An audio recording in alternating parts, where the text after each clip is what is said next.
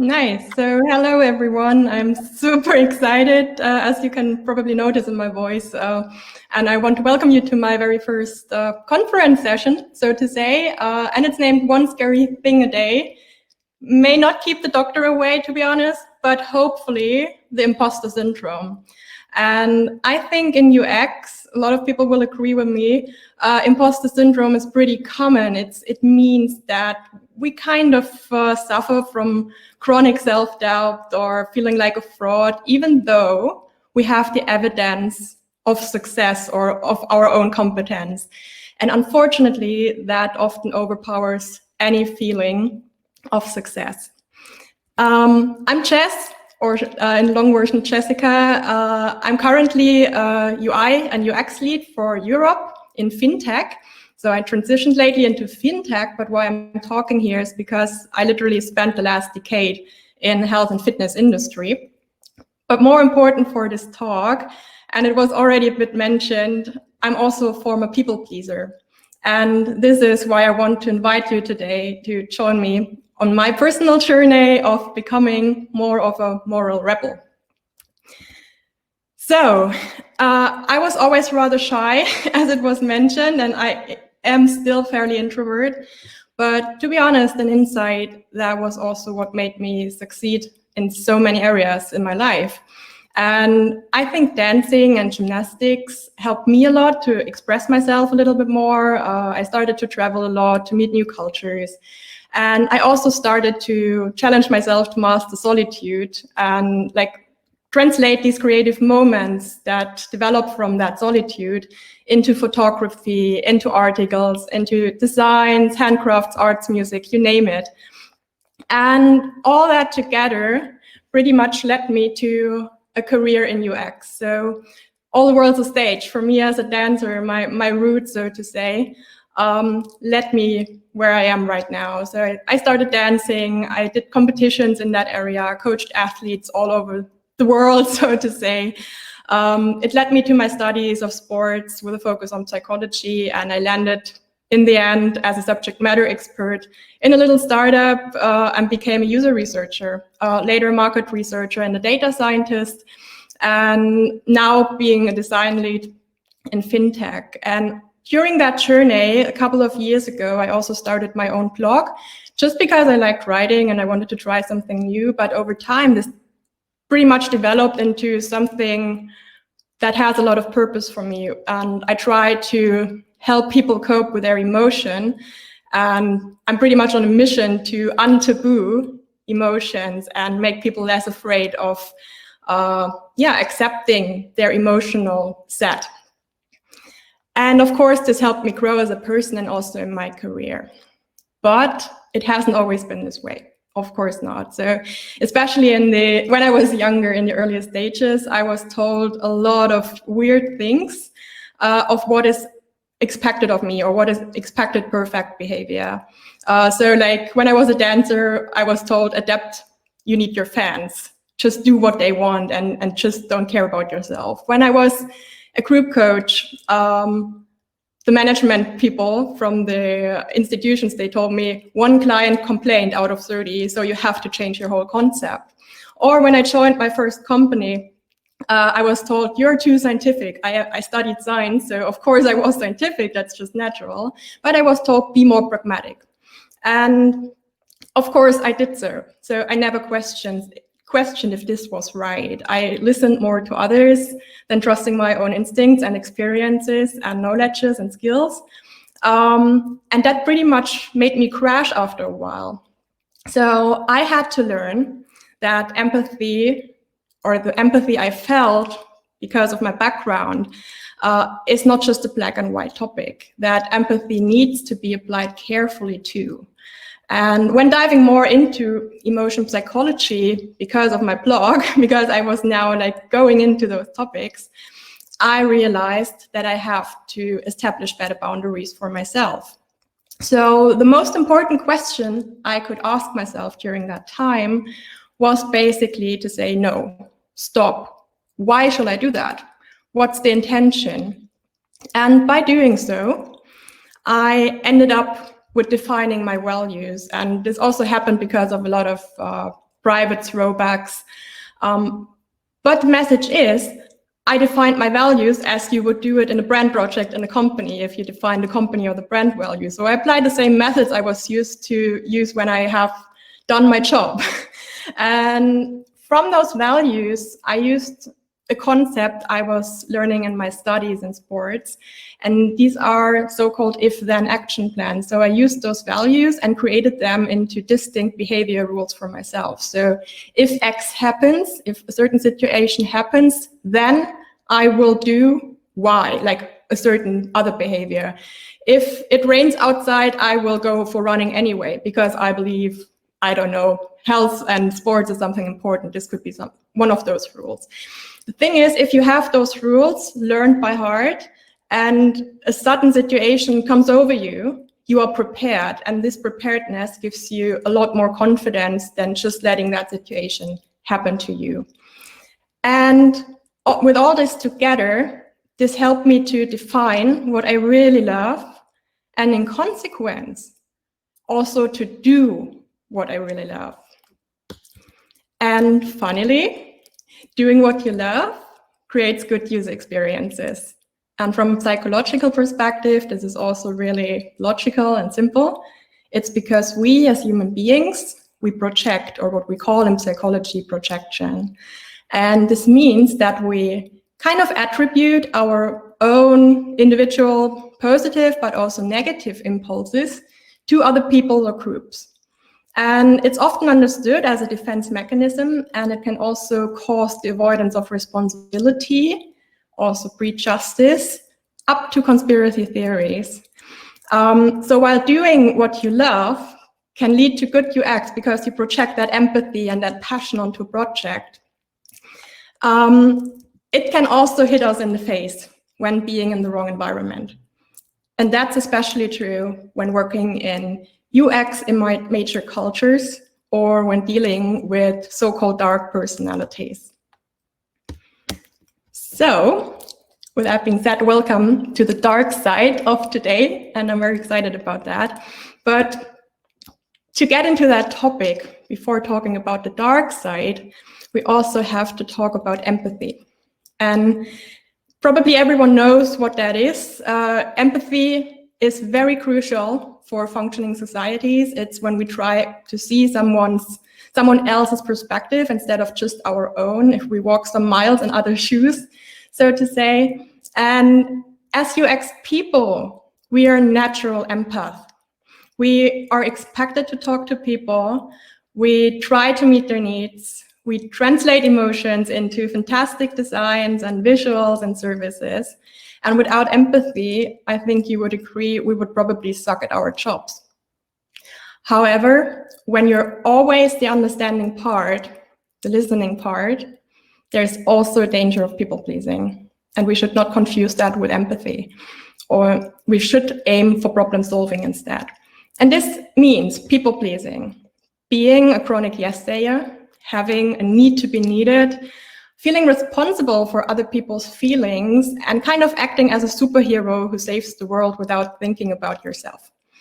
And in complex and often unstructured environments, it can become even easier to people please in order to escape the responsibility of the complexity we often face. It's overwhelming. And I think you would agree that being overwhelmed, we don't like that. We haven't learned to cope with the emotion of being overwhelmed. It's very hard to cope. We barely understand that emotion. So we avoid it. We take the easier way and do what others want from us. So I say, while empathy matters, and it does, without a question, empathy matters, but complexity matters too. And why I'm telling you this is because in healthcare, what you see on the right, we are probably in one of the most complex environments on Earth. But not only complex, it's also an environment with a lot of consequences and responsibility. We're dealing with health, we're dealing therefore also with disease and death. And if you think about the stuff that is usually working in healthcare, like therapists or medical staff and doctors, they often in their jobs, what we don't see as designers, they have the chance to get a debriefing. So if they talk to a traumatized client, for instance, they get debriefings to not fall prey to the projection of that trauma onto them. But now here's the point. We as leaders in UX and design and in the industry, we let young, inexperienced researchers, designers, often interns, interview or design for people with severe disorders. And we try to solve that problem for those people. And we expect our own young designers to overperform while dealing with what they have experienced on the client side. And we expect them to conform, and even worse, they will, out of often existential anxieties, if they don't follow the instructions. There's always someone better out there, right? The imposter syndrome. So we will conform. So empathy matters, but I say complexity matters too. And people-pleasing can undermine the complexity we are actually aiming to solve. With that being said, the good trait empathy can also hurt us, and we have to be aware of that. So let's talk a little bit about the evil side, the super interesting side from my perspective. First of all, what you see here is, of course, a very, very restricted and condensed form of the reality. But to understand those 4 boxes you see here will help, or it helped me at least, to recognize a lot of red flags, but also in other people's behavior, but mainly also in my own behavior. And if you realize that, you can also actively change it. So you may know Philip Zimbardo from the Stanford Prison experiment. If not, just check him out. It's like fantastic research. And he names what you see on the left side, the bad apples, like the naturally evil folks, the people who manipulate, who betray, and even worse, who enjoy it.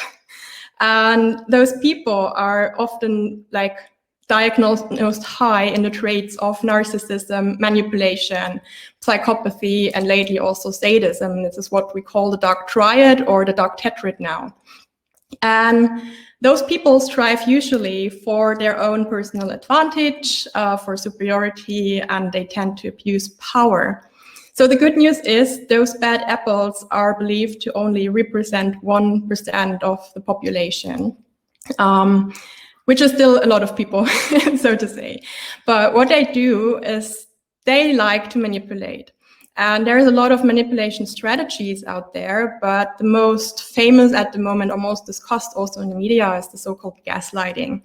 And gaslighting aims for control over you. It's a strategy to manipulate, and it basically aims to distort your sense of reality. And through that, create some kind of a dependence and making you feel helpless. This is what we call in psychology learned helplessness.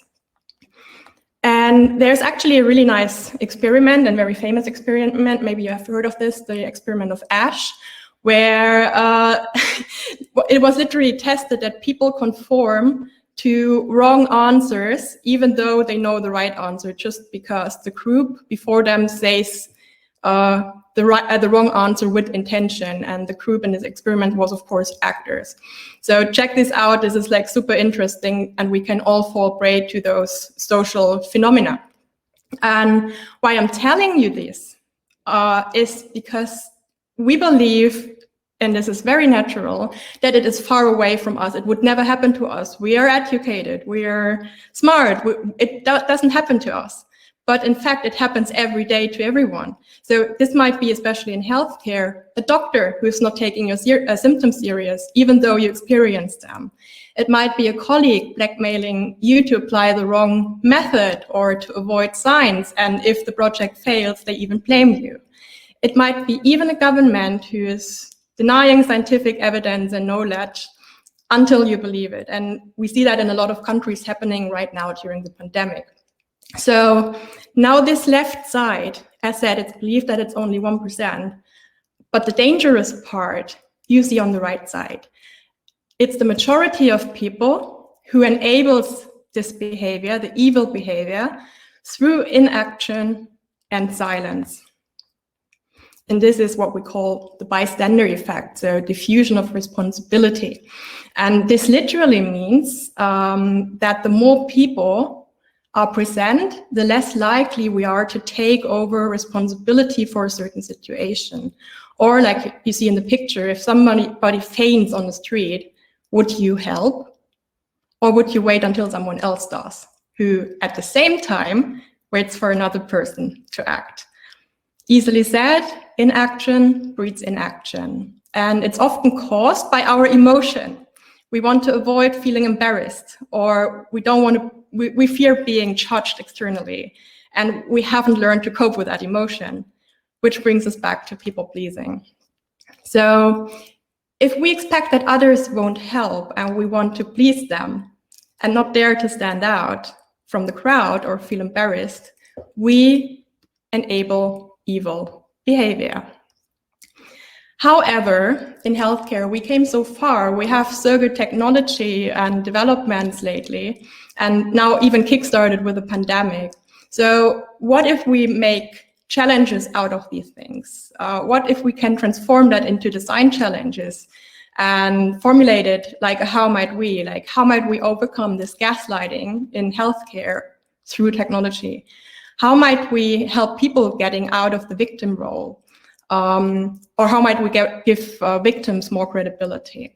Etc. pp. We can become very creative just by using those concepts and translating them into design challenges. So again, empathy matters, but it also matters to whom we are talking and how complex the situation is.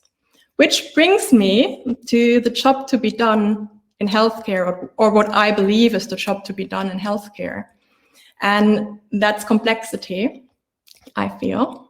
And the thing with complexity is, if there is complexity, or where there's complexity, there's often insecurity and chaos. And where there's chaos and information overload, there is indifference. So we don't really care about anything anymore, like no emotion at all. And where there's indifference, there is a lack of motivation, and therefore we find perfect conditions for evil behavior and power abuse. And why I'm talking about this is because indifference we find across many fields, or in many different fields. And here's, for instance, one example of a Dutch study I was working with lately in my latest job, when I was still working in nutrition. And in this paper, they found that it's not about the lack of knowledge when it comes, for instance, to healthy eating, but that it's more about the info overload that causes indifference in people, and that this is sabotaging the motivational part. So easily said, people simply believe that they already eat right, even though they don't. They think they have enough knowledge, but they have no idea that they are actually not living up to that. And you see the same thing, by the way, happening with face masks in COVID right now. So everyone probably knows by now that you have to wear a mask to protect yourself, but still we see people having a mask at the chin, a mask in the hand, a mask in the car. People know, oh yes, I have a face mask, but they don't know how this rule, the face mask, pertains to them personally. And we see this in many, many areas of life. So what is the actual job to be done in healthcare? And I say it's not only complexity, it's solving indifference caused by complexity. What does this mean? And it sounds, of course, easier in theory than it is in the real world. So we know so many things right now. How can we apply them? And one of the first things we can do is to distinguish for users or people proven facts from misinformation. It's a no-brainer, using clinical trials, quality studies, and gold standards. But also as designers, we have a responsibility to educate ourselves and not only stick in our comfortable design creativity bubble, but actually use what's there, like using brain process, using neuroscience and neuromarketing theories, working with perception and attention psychology, understanding neurotransmitters like dopamine, and then translating this into our designs. We can also provide concrete actions in our UI. What does this mean? Like, try to merge the business model of the company you're working for with the core action you are providing for your user. Like if you think about the social networks, they open their app. If you take your phone and you open, I don't know, one of the social platforms, you will either land in a feed or with a camera. So you get the value of that service up front. But what actually happens is it engages you. And the longer you stay in that app, the more ads you will see and the more it will contribute to the business model of that social platform. So think from that perspective. What's the business model of the company you're working for, and what core action contributes feeding that business model? And last but not least, we can help people anticipate positive outcomes. And I'm seeing that in all my research I've done in the past years, that so many people have trouble with that, and it's actually a no-brainer, but still many companies are not really acting on that insight. And we have AI, we have so good algorithms by now, we just have to program it, so to say, and allow people to take that look into the future in the real-time situation.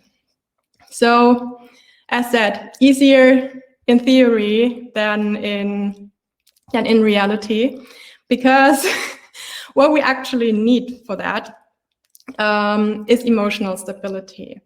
The thing is, initiating those changes I mentioned, it comes with strong emotions. And latest then, when we anticipate anger from our bosses or sadness or disappointment, we run away instead of going through those emotions.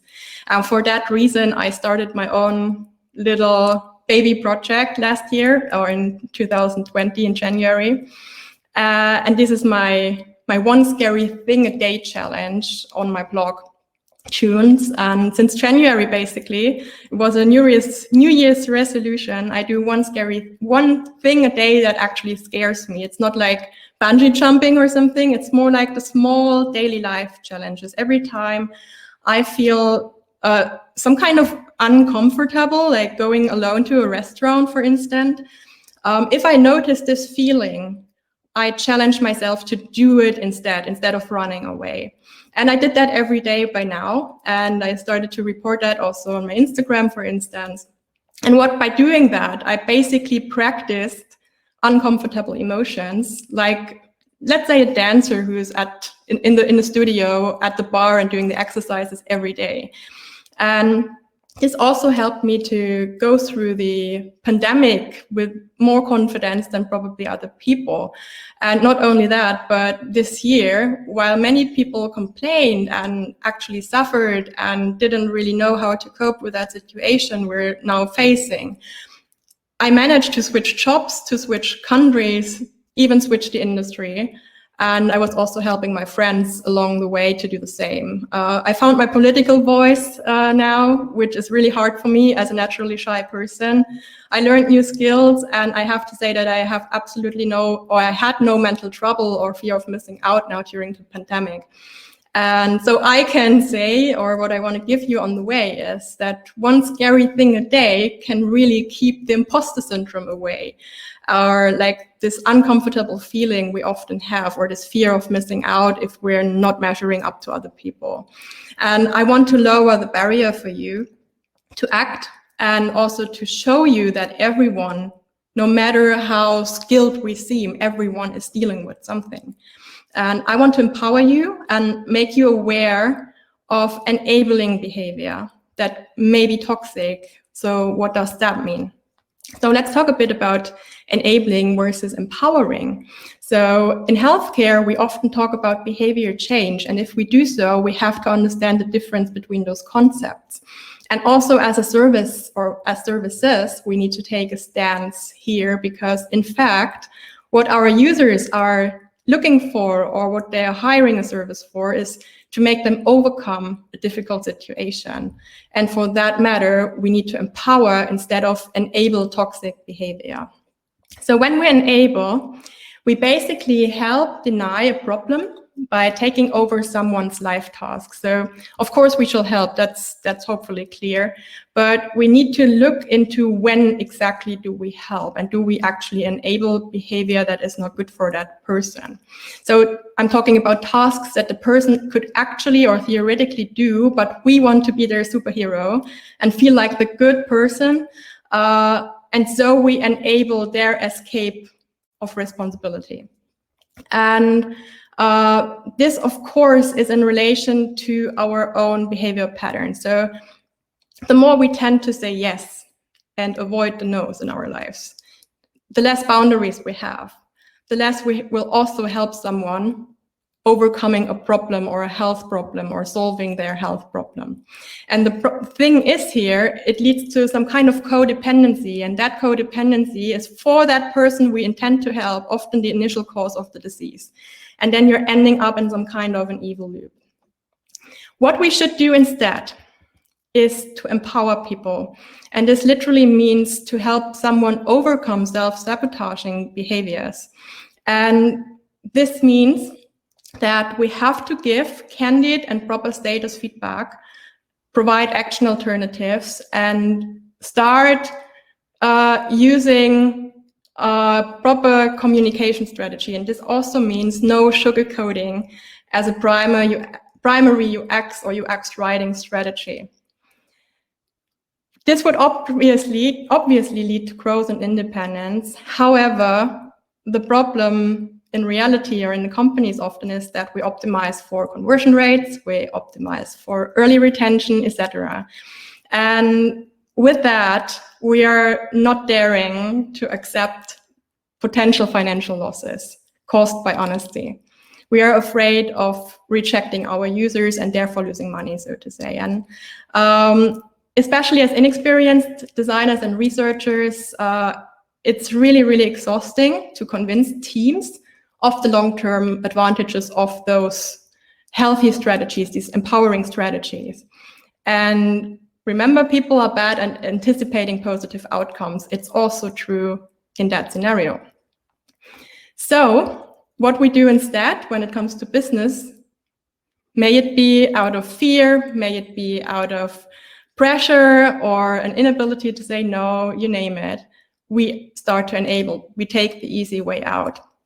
And by doing so, we unfortunately enable dysfunctional, often even toxic cultures that in return foster our own feelings of inadequacy or imposter syndrome. And bad cultures are known to produce bad experiences. Which brings me to the last topic, my favorite one, the lost unicorn. So if you actually think about it, now in healthcare, it's very complex, but actually every industry has some kind of a big player, like this one service everyone uses, or that one service that comes to mind when you think about music, for instance.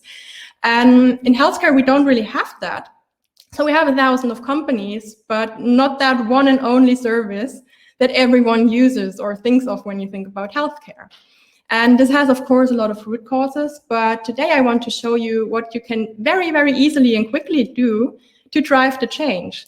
And in my day-to-day work, I really like to work with operational definitions, like literally catching up words, reflecting on how they are defined, and then reframing them into proactive questions. So let's take a look. One of my favorites here is we need to move fast, which I heard a lot in my career. And instead of just running out without a second thought, what I want you to ask instead is, where shall we move? What's the goal and why? And by doing so, by standing up and raising your voice instead of just running out and people-pleasing, you get into a conversation to solve the problem, we against the problem. Another favorite sentence I heard many, many times, especially as a researcher, simply asks 3 people. Fair enough. Feedback is always good, right? So you go out, ask 3 people without a further thought. What I want you to do instead is to ask back, why? Are we talking design? Are we talking business decision? You can't take a proper, high-confident business decision with 3 people. This, like, as a scientist, this personally hurts me because I know about all those biases and statistic KPIs. So think twice. Is it the right method you are asked to apply? And then say, no, I'm the expert. I'm asking you why you want me to go out and ask 3 people. And then we're coming closer to defining the problem. I'm interested in solving your problem. and I'm trying to make a conversation with you. That's the mindset I want to try to get you into. And last but not least, my absolutely favorite sentence is focus on the low-hanging fruits. And I hope some people in the chat smile, as they have probably heard the same sentence. It's very, very common. And instead of just nodding and saying yes to it and just following the instruction, what I want you to do is to ask, for what time do we focus on low-hanging fruits? How do these contribute to the overall picture or the mentioned complexity and indifference we solve? It's absolutely fine to focus on low-hanging fruits, but you also have to be aware when we talk about clinical trials, studies, they take time.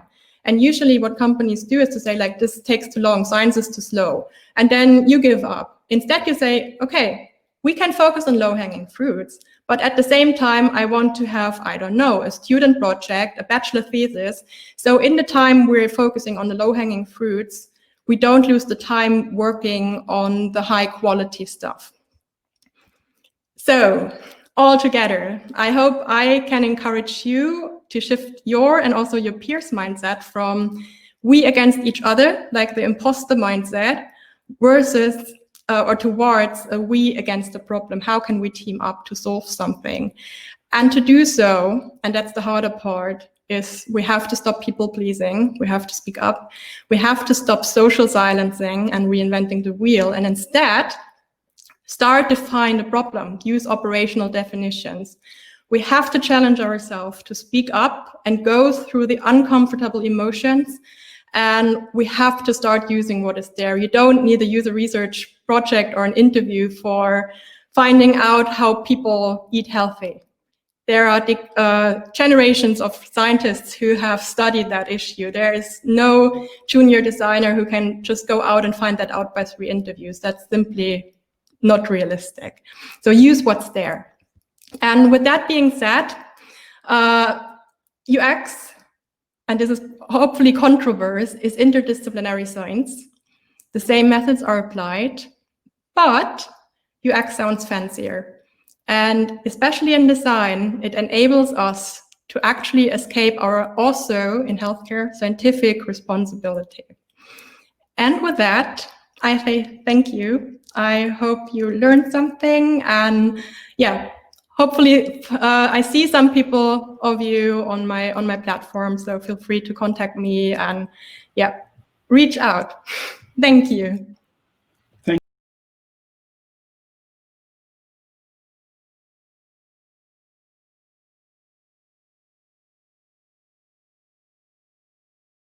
Thank you so much, Jessica. That was an absolutely awesome talk.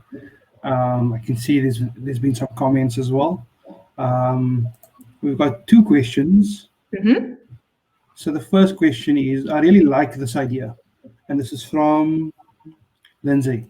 I really like this idea. What type of response did you get to sharing your scary thing on social media? It depends.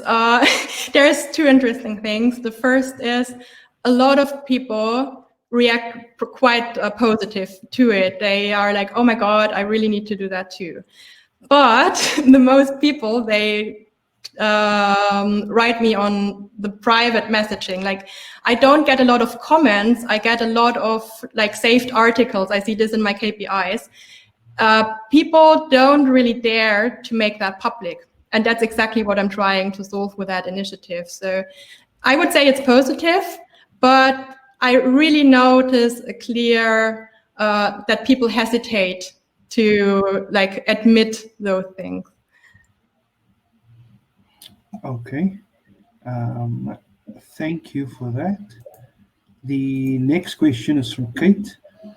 When you start feeling too overwhelmed or exhausted to carry on pushing back in your team, where do you draw a line between becoming an enabler, if you stay quiet, and self-preservation when it feels too much to speak up? Right. I have a personal rule on myself, and I stole that, to be honest, from criminalistics or from profiling. I have like a passion for profiling in my free time. And there you say, if something happens once, you ignore it. If something happens twice, it gets your attention, it gets my attention. And if something happens 3 times, we talk about a pattern. And I try to apply that rule in that context too. So I trained myself in becoming really reflected and conscious about my emotional states. So I have at first like an ability to say like, okay, which emotion am I feeling? Is it really being overwhelmed? Am I angry? Am I sad? And then I'm first trying to, solve that issues. There are certain coping mechanisms or strategies you can use for this different emotions. But overwhelming or feeling overwhelmed is like a huge mix of different emotions. This is why we feel so bad, because we don't know where it's coming from. It's a lot of emotions, and it depresses us in a certain way. So without like being reflected about what kind of emotion you feel, it gets really tough. And together with that, once I identified, okay, this is getting overwhelming for me or also for my people, then I start to go into a conversation into like, how are you feeling? How am I feeling? And try to define that. And by having that conversation, you often already get to the solution. And if not, I observe. I like ruthlessly observe and see like, is it a pattern or is it a one-time occurrence? Awesome, thank you.